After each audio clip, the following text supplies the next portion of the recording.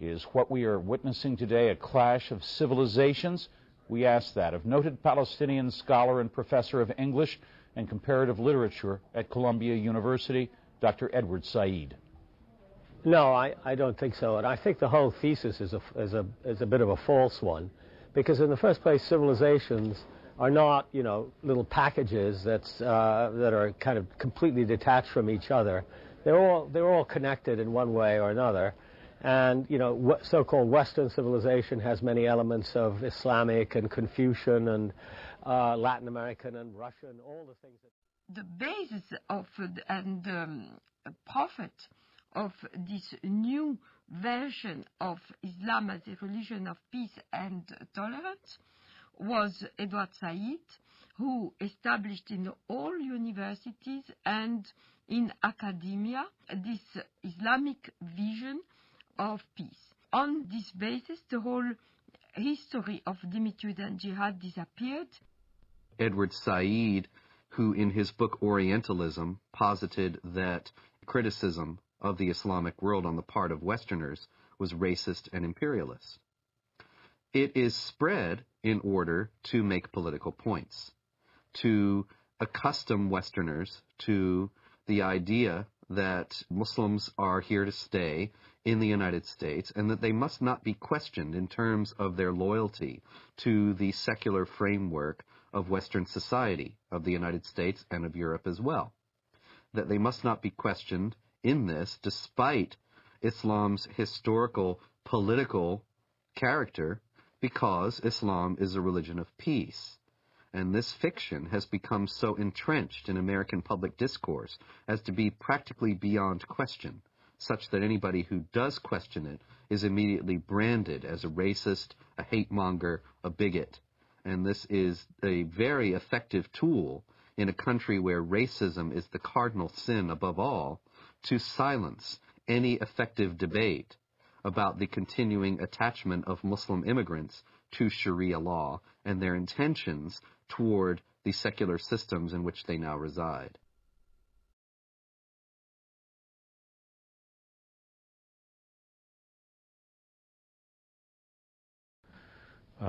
Is that this is not a clash against Islam or Arabs. This is about freedom, not culture. It's about working with Islamic governments who want to move forward into the modern world, working with Islamic governments who see their face as the face of peace, and working against the violence and the terror and the people who would seek to hold back the world and would seek to disrupt peace and freedom for others. And so that is what it's about for us.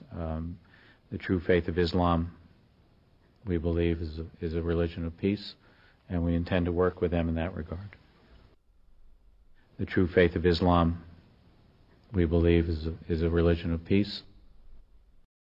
Islam has to be known as more than a religion. The idea that Islam is a spiritual religion like, for instance, Christianity, is completely incorrect. It would be incorrect to describe Islam as primarily, let alone solely, a religion.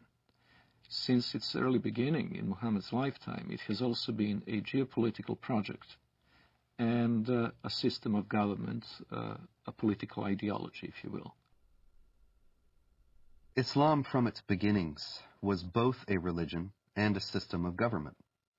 For example, the Islamic calendar doesn't base year one from the time that Muhammad was born or the time that Muhammad received his first revelation from God, which I think are both what Westerners might expect, but from the time that Muhammad became the leader of an army and the head of state in Medina. This is the beginning of the Islamic calendar because in the Islamic understanding, Islam is a political and social system as well as an individual faith.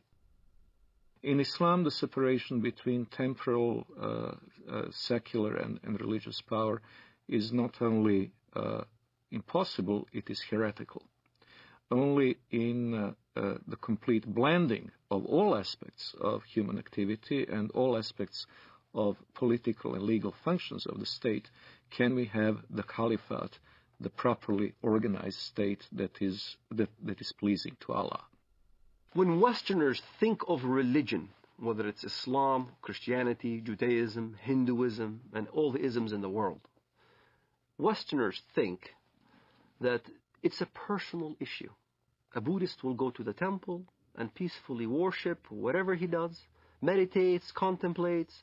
A Jew goes to a synagogue and does his mitzvot, his good deeds. A Muslim goes to the mosque, pays zakat, alms, or go to the pilgrim, al-Hajj in Mecca, or a Christian goes to church on Sunday. They think it's a personal issue, that religion is a personal issue. So when they look at Islam, they compare Islam with the way they understand religions. And that's the first mistake. Islam is not a religion for personal use. Islam is Sharia law. Islam is a form of government to the world first, then to a personal application. It is not just how you pray or whether you pray towards Mecca. It's how you dress. You dress in Arab culture. You speak Arabic. You can't go to heaven unless you pray in Arabic. You can't read the Quran in English and expect to get good deeds to go to heaven. You read the Quran in Arabic. It becomes an imperialistic system that everybody now must speak Arabic, think Arabic, practice the religion in Arabic. It's a form of law, not just in how you eat, but how you get married, how you deal with your government, how you deal with your military, how you deal with the youth, how you deal with women. Every aspect of your life becomes Islam. Everything is Islam. The Jews brought to the Prophet a man and a woman from amongst them who had committed adultery. The Prophet ordered both of them to be stoned to death near the place of offering the funeral prayers beside the mosque. The Prophet wrote the marriage contract with Aisha while she was 6 years old, and consummated his marriage with her while she was 9 years old, and she remained with him for 9 years, till his death. In no way is Islamic Sharia, Islamic government, compatible with Western understandings of human rights and freedom of conscience. Traditional Islam forbids conversion from Islam, forbids anyone to leave Islam. There's no way out. And it forbids Muslims and non-Muslims to live as equals in society. It mandates the second-class status of non-Muslims, forbidding them to hold authority over Muslims, forbidding them to hold certain jobs as a result. It even mandated in history that houses of worship of Jews and Christians were neither to be built or repaired, making the communities relegated to a perpetual state of decline. O you who believe, take not the Jews and the Christians as awliya, friends, protectors, helpers. They are but awliya to one another. And if any amongst you takes them as awliya, then surely he is one of them. It is not possible for a non-Muslim living in a Muslim society to invoke his civil rights and human rights that would be independent or separate from the Sharia concept. He is expected to submit to Sharia willingly, and if he accepts his dhimmitude, the position of a dhimmi, he will be a protected person. A protected person is someone who is, in fact, a willing subordinate to the Muslim overlords.